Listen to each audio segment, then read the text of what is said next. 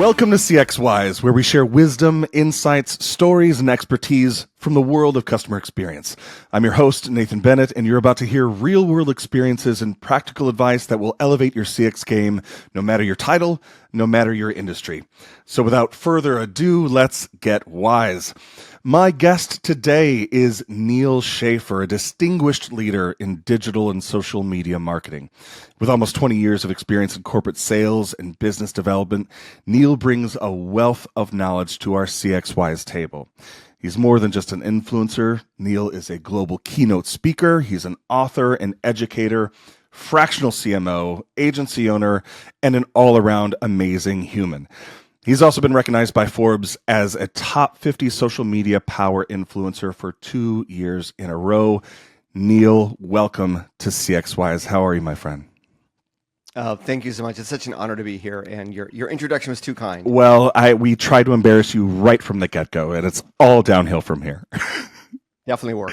So one of the things that we like to do here on CXWise is get our guests' definition of what customer experience is. So Neal Schaffer, to you, what is customer experience? What does that mean for our audience today?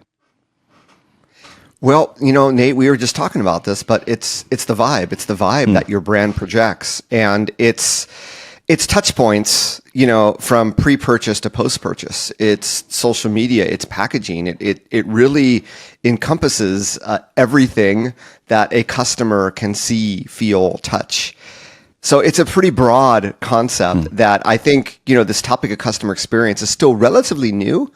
I want to say maybe a decade old, Nate. Maybe it goes back a little bit further, but I think that with the changing of generations, with the increased or acceleration of the digital consumer, it takes on newer meaning with time, and it's an exciting field to be in, and I'm excited to go deeper into it. But yes, it's really those magical touch points, and at the end of the day, it's customer for life. It's customer becoming an advocate, and I think that should be, it's brand loyalty. It's all those things, and how do we achieve those?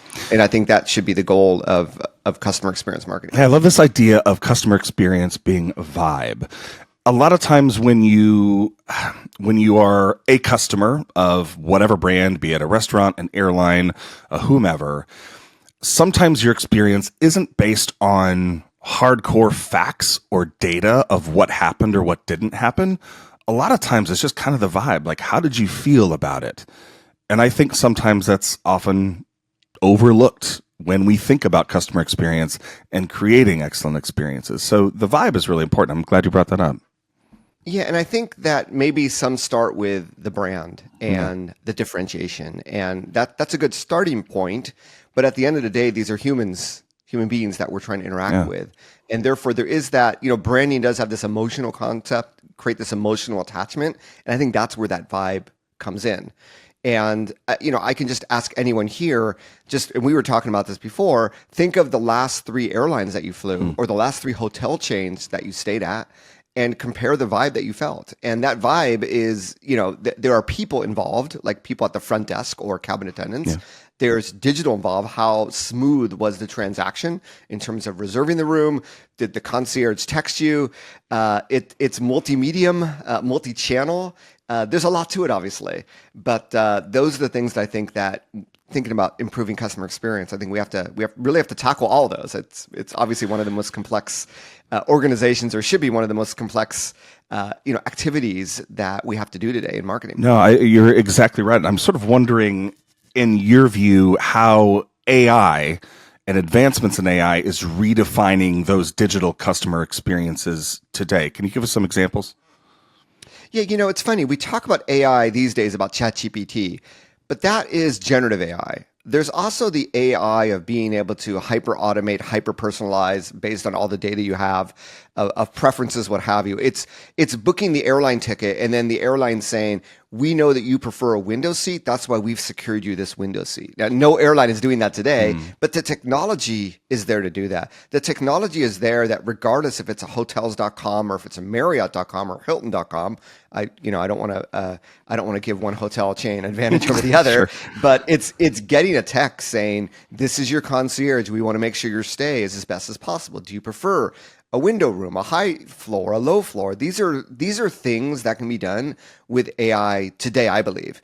And it's just a matter of really, of experimenting and implementing at scale. And maybe I don't prefer text, and maybe I already indicated that. And I think that is the worst thing, is that when a consumer indicates a preference for something or a non-preference for something, is being able to log that in your database and be able to abide by that in future communication, instead of, oh, sorry, we had a breach of data and we lost that information about you, or whatever it is, right? It's not a good vibe. That's not a good vibe. Yeah.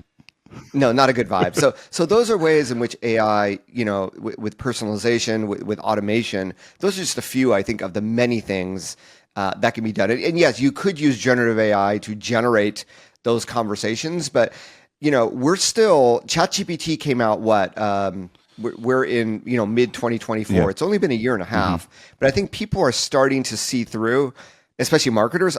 This is AI generated content, or I suspect that this is AI generated content. So when it gets to conversations, that's where I think you need to be careful as well. I really want to get to those conversations too, but I wanted to kind of double down on something that you were talking about AI influencing or enhancing customer experiences.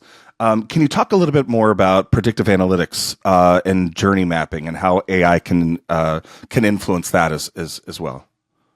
Well, yeah, I mean, exactly. I think a lot of what I talked about was based on consumer preference, but using AI to say, we have this concept of lookalike audiences with advertising. Well, we can have lookalike audiences with our own customers. I don't know if the technology is out there that provides that. Maybe that's something that Sprinklr will be developing. I don't know, but I mean, why not? If we know the way that our customers act, think, and we can create lookalikes when we don't have enough data on a customer, we can then use the predictive analytics based on a lookalike audience to begin to uncover, what is it that they might prefer. And then whether it is, email messaging or text messaging or whatever it might be, we can then include that information to try to, convert them into buying, upsell, cross-sell, whatever it might be, just from a pure marketing perspective. But, I think at the end of the day, Nate, it comes down to really caring about the customer.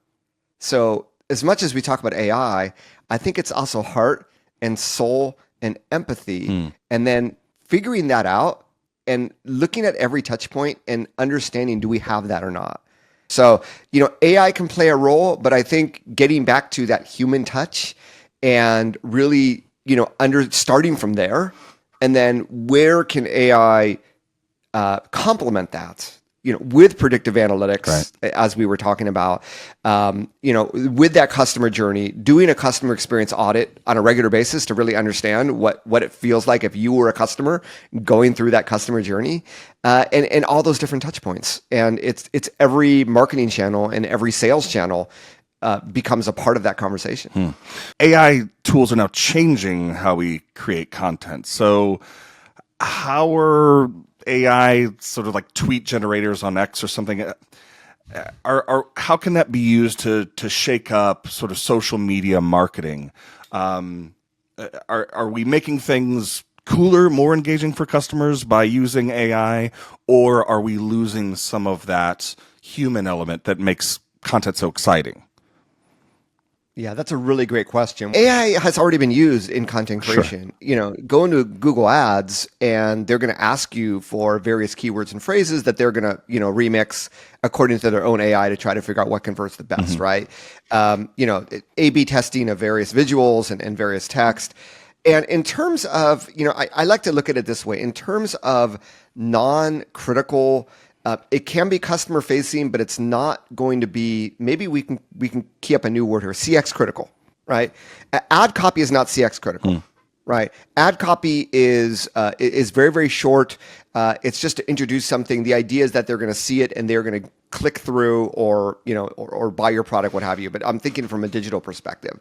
So the shorter the copy, the harder it is to come out with something that's not human. Let's put it that way. The longer the content is, the more it stands the chance of having hallucinations or not seeming human enough. So I believe with very, very short form content, specifically ads, it could also be, for instance, Amazon bullet points, product descriptions. If you are a technical B2B company that has a lot of technical manuals, I think whether it's written by a human or AI, you might not be able to tell the difference. So there are certain things where I think AI makes more sense than others, right? But when it comes to social media, sure, it can definitely give you a lot of ideas, especially you see a lot of people with very, very short captions, like a one-sentence caption. And asking AI, I think the best use of generative AI is idea generation or ideation. But, brainstorming, this is the vibe I want to convey. This is what I'm thinking of typing in a one-sentence caption. This is the target audience. This is what I want to say. This is going to be the image. Please give me 25 different ideas for one-sentence captions with a maximum 240 characters. And I think that is a great use case scenario where you might end up using one of those 25 alternatives, or you might use one and then alter it and edit it to be more in your voice. And I think this is the way that we responsibly use AI going forward, not cut and paste, but really using it as a assistant to improve and to help us better illustrate what we want to say. And I think there is nothing wrong in using tools to do that. It's almost like, when photography was invented. Oh no, real artists don't use cameras, right? Yeah. And here we are, iPhones are taking, artistic like photos that you see on stock photo sites and what have you. So yeah, I think it really is the same thing. I think at the end of the day, it's understanding your target customer and it's understanding what their expectations are, what customer experience you want to convey, your branding, and making sure that everything that is customer facing is aligned with that, whether it was AI assisted, AI generated or not. You've said that, I have this in my notes and I loved it. Can you tell our listeners who may not be familiar with Zach King, you said he transformed your understanding of AI. Can you talk a little bit more about that? Yeah, so there was a very influential event. It was called the Generative AI Conference. It was put on by an AI tool vendor.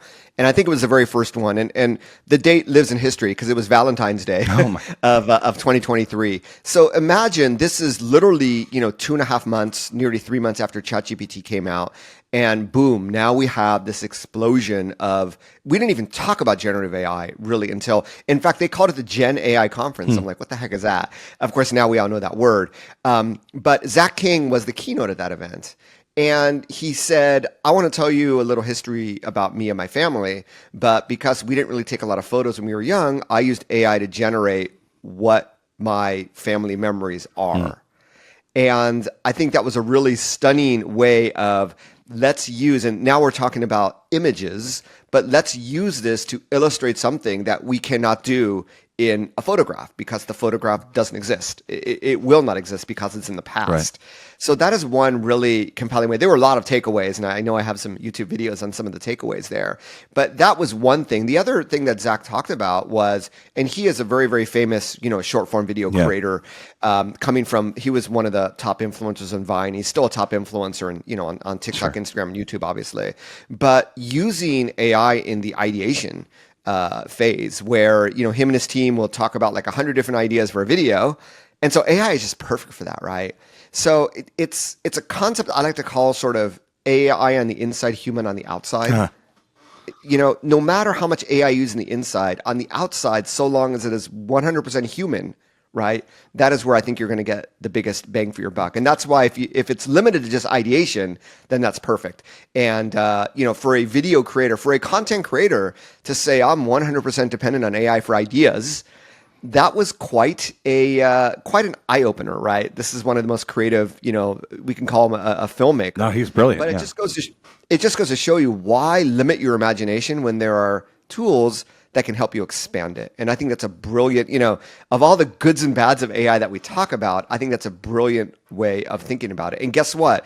Those that use AI, I don't think we're in a battle with AI for jobs, but those that use it are going to look and sound a lot smarter for all the reasons that I talked about. Oh man, that's perfect. And that goes right into the user-generated content topic that I wanted to discuss with you.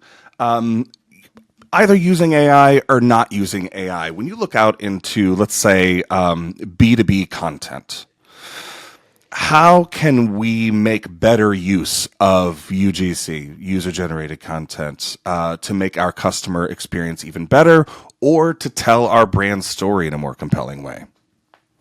One of the examples I like to give, I'm not sure if they still do, but Evernote is an example of a company with a blog that is full of customer stories.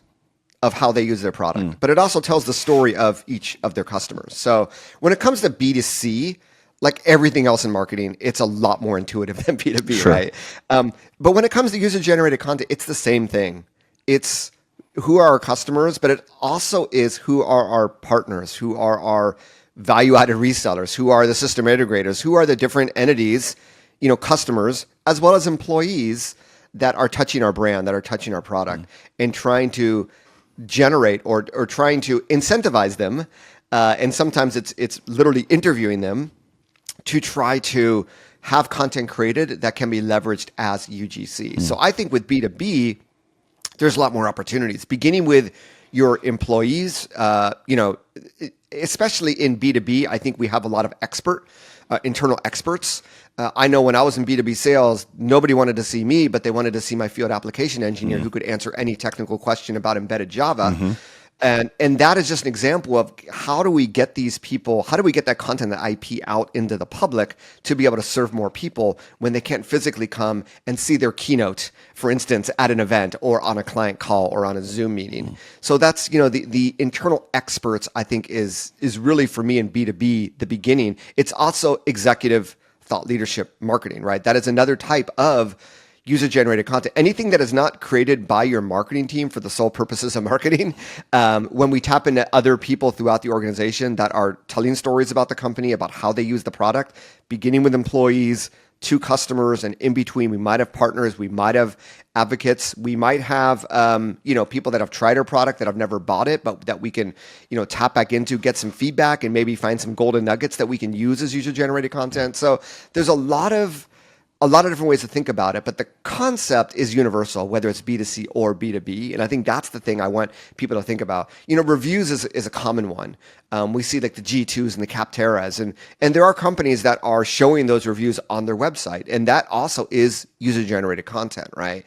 So a lot of different ways of doing it. I think the most authentic way is obviously customers, number one, employees, and I think video is really, it gives you a chance to interview people, to have people, share their ideas, share their thoughts.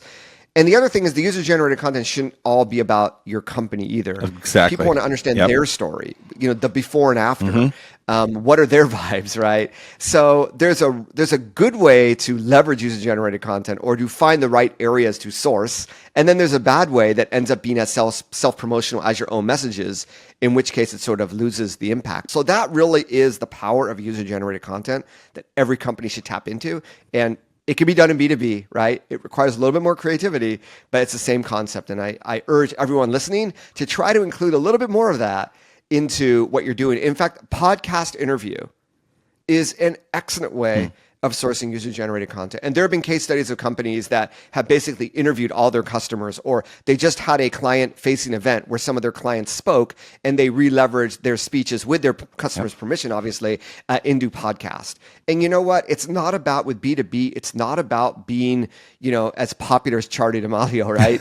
It's a smaller audience, but it's about high quality and meeting the needs of that target audience. And I think a podcast, not everybody listens to the podcast, but there's a lot of data that shows there's a lot more people in B2B and at the executive age that listen to podcasts, that watch YouTube videos than you might think. So the text is the easy part for all of us. We've been doing it for 15 years.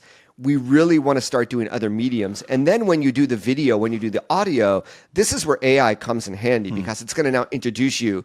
The AI is going to say, oh, we think that this 30-second snippet is going to be most engaging out of the conversation, or the ability for generative AI to create show notes, to create tweets. Whether you use them or not, at least you have a starting point. So text only, it's a little bit more challenging. It's going to sound a little bit more AI generated. But when you start with human input, that's actual voice, the result, it's trash in, trash out.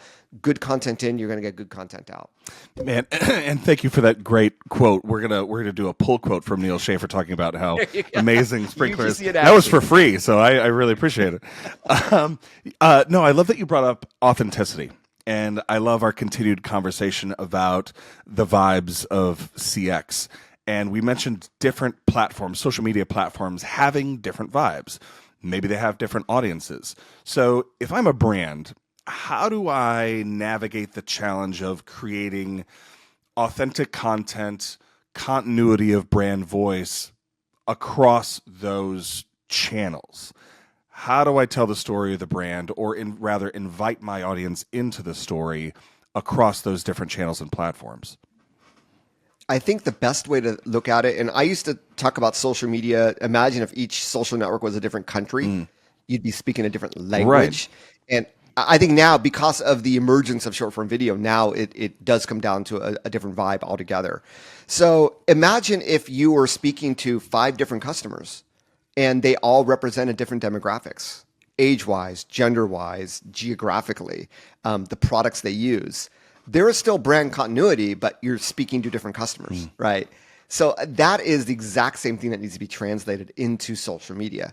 We're not just going to go on TikTok and do dances because that's what people do on TikTok. It still has to be part of our brand, and we need to find our own way of projecting that. But if we were talking to a college student, and this is where employer branding, we can go off target onto that tangent. But if we were thinking about, what do we have to offer to younger people in a B2B organization, more and more millennials are becoming leaders, for instance, and 5 or 10 years from now, it's going to be Gen Z. So when you think about it that way, how can we communicate with that younger audience about our technology? And maybe it is employer branding. Maybe it's 100% employer branding on TikTok. And that's great.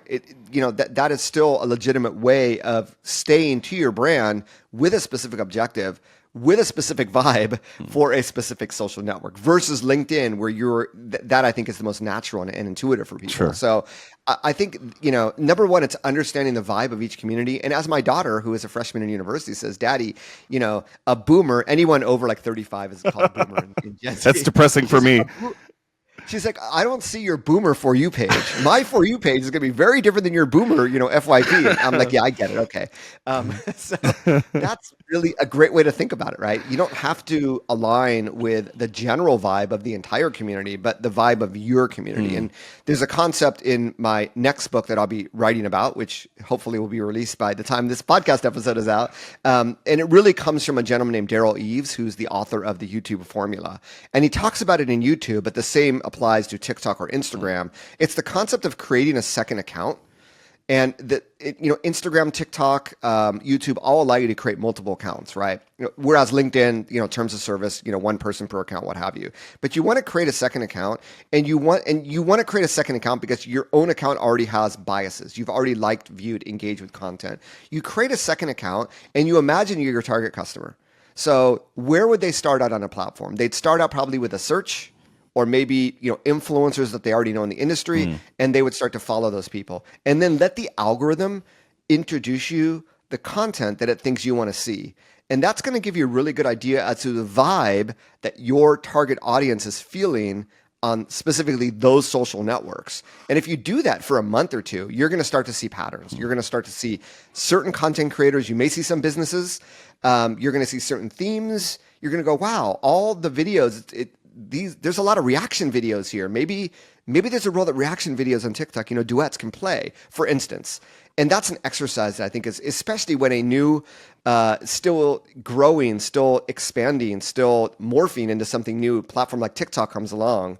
That's a really, really great exercise to do that I urge everybody listening or watching to attempt to do to better understand what is the vibe that they should convey on those specific social networks. Man, I love that. I love that you brought up influencers too, because your amazing book, The Age of Influence, you talk about building sustainable influencer marketing plans. And I'm wondering if you can share some practical advice, some tips on how brands can leverage like social listening data to enhance their influencer marketing efforts. Yeah. The first question is always, well, who are the influencers in our industry? Sure. I think there's always going to be people that you already know of. You've seen them speak at events.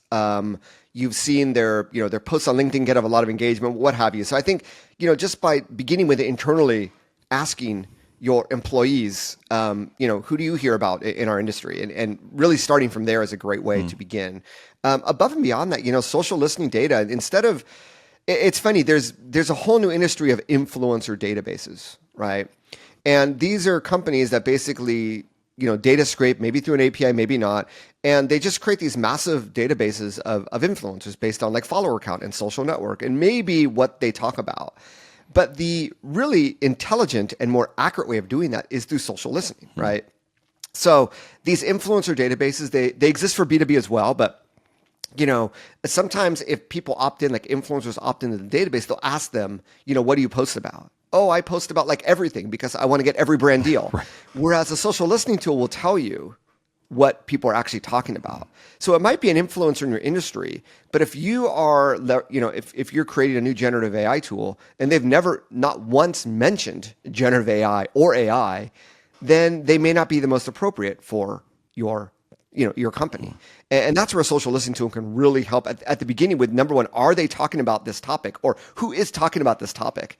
And then from there, are they getting engagement? Who are they getting engagement from? And then obviously leveraging the complex technology that Sprinklr has to sort of map together, who are these networks of people? Who are they influencing? What are the topics when they talk about, we talk about brand share of voice. What about influencer or content creator share of voice? And I think that's going to give you a more accurate feeling as to who's out there, no matter how big or small, that are talking about things that are important to your company, and really starting from there to build a plan that says, oh, this person is a brand ambassador of our competitor. We are not able to work with them, but you know what? We're able to work with these other people, and really begin from there. I think influencer identification is going to determine the success or failure of your program. It's like trash in, trash out. If you're working with the wrong people to begin with, it's not going to be successful because they don't speak to your audience. And the whole idea of influencer marketing is people that have share of voice in your target audience. So if you get that wrong, everything else is skewed. Man, I want this conversation to go on much longer than we have time for, because I have a billion questions for you, but they seem as a director of content, I want to pick your brain much more. But I'll try to stay on track. But thank you so much for your wisdom on this, Neil. It's really great. And what I'm wondering too, we talked about your book, The Age of Influence. What would you like to share about the book that you're working on now? I know we've talked about it sort of offline, and I'm wondering if you'd like to tell us what you're working on to get us excited about what's to come. Yeah, so I've kept this under wraps because I realize that the more I talk about it, if it doesn't actually get done, it just digs a deeper and deeper hole. So I'm just trying to actually finish it. I'm self-publishing this book. I've worked with major publishers in the past, and therefore there's a lot of project management and a lot of things that go on that delay things. So, but the book really starts where Age of Influence stopped, because Age of Influence came out right when COVID was starting. A lot of companies reached out to me wanting help with their influencer marketing, but I realized when they told me that the objective of what they wanted to achieve for their business was that maybe influencer marketing wasn't the best approach. And I see this a lot with especially smaller businesses. They assume it's like going to the doctor and saying, I think I have X disease.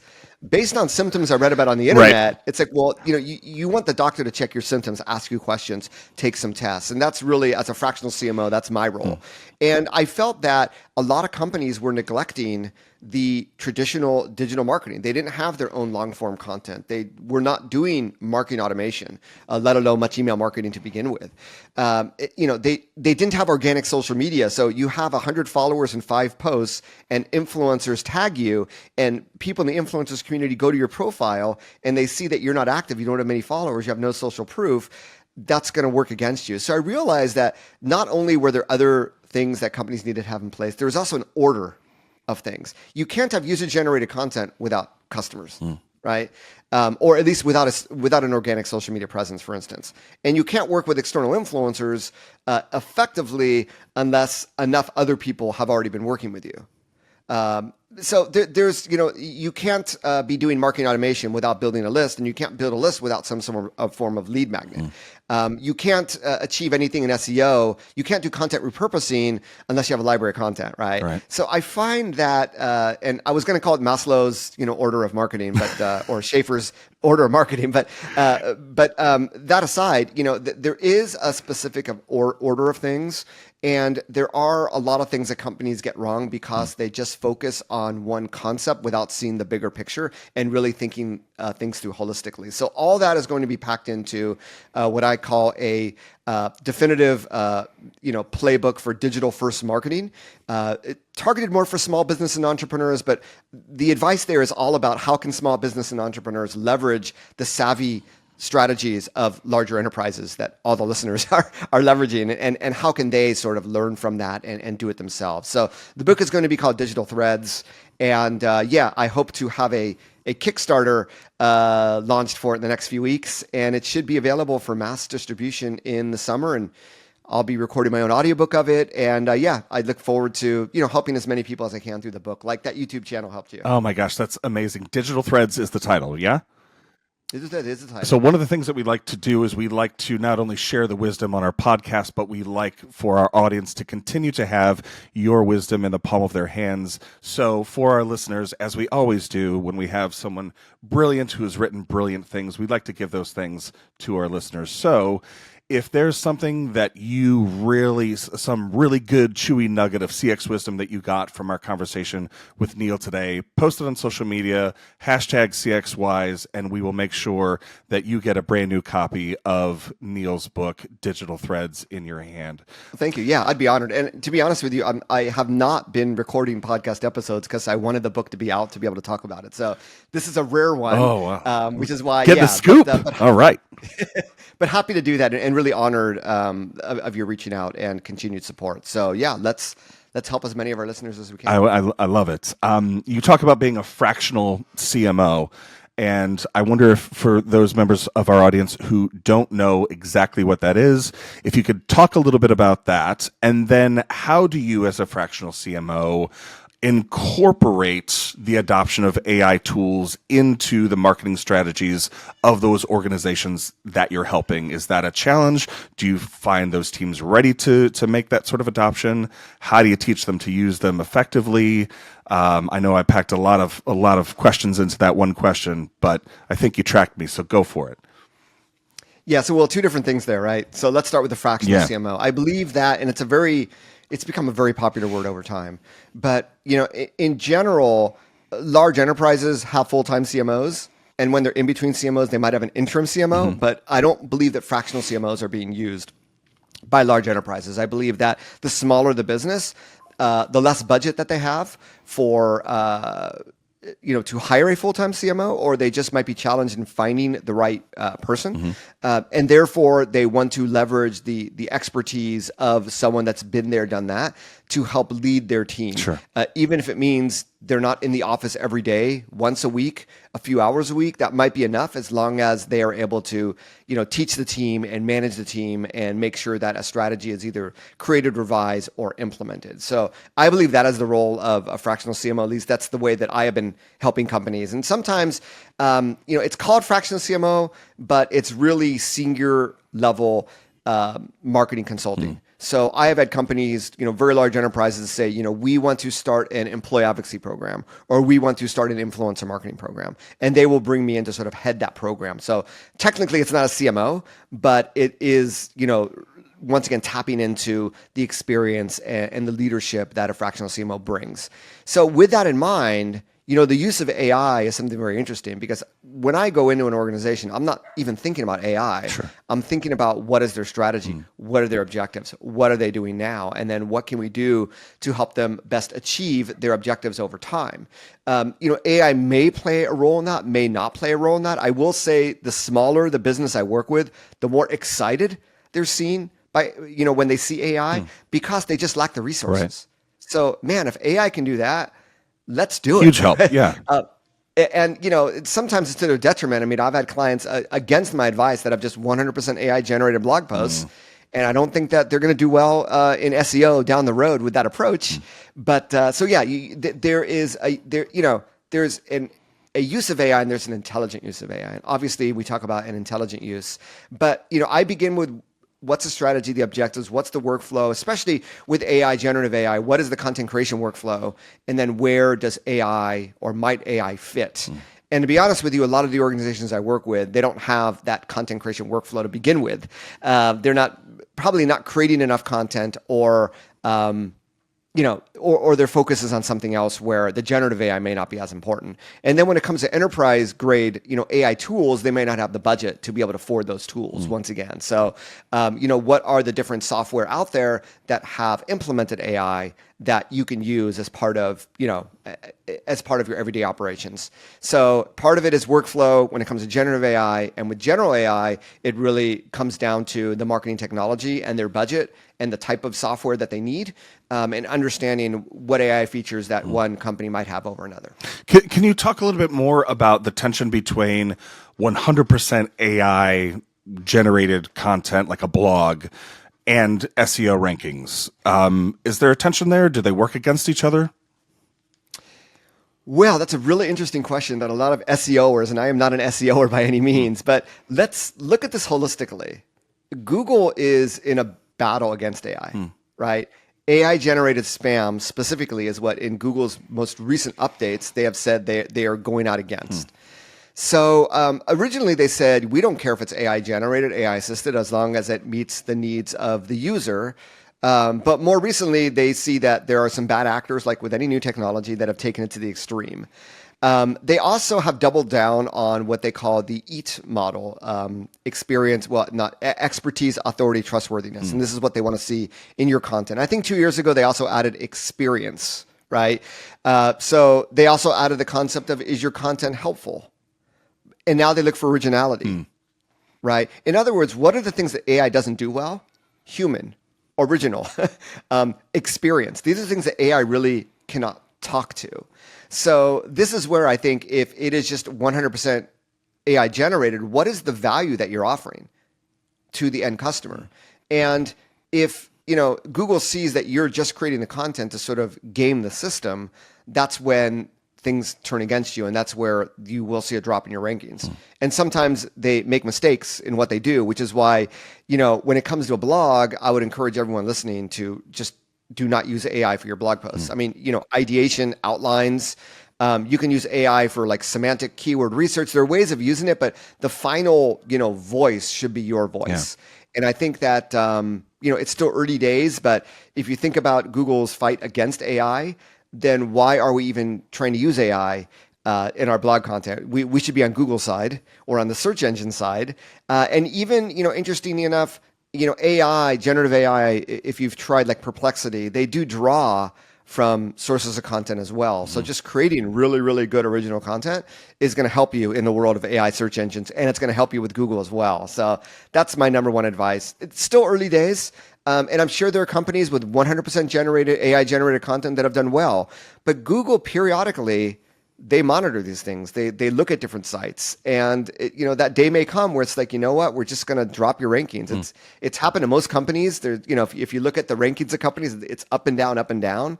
So I would just try to stay on the right side and leverage AI in less intuitive ways rather than just auto creating content. And what's really interesting, I've also seen, AI tools, and, Sprinkler, I'm sure, is doing this as well, where instead of generating the content, they're going to ask you a bunch of questions. And basically, you're creating content with the help of AI, but it's all your stories. Right. It's all your experiences. And that's a great way of using AI, to create a rough draft that is still very human and based on experience and everything else that Google's looking for. Man, Neil, our vibe has been so good in this conversation. So thank you so much for your CX vibe, your CX wisdom, and thank you for making us all CX wiser. I could talk to you for a long time, my friend, but I know we're at time. Thank you so much, Neil Schaffer. I really appreciate it, man. The honor's mine. Thank you so much for the invitation.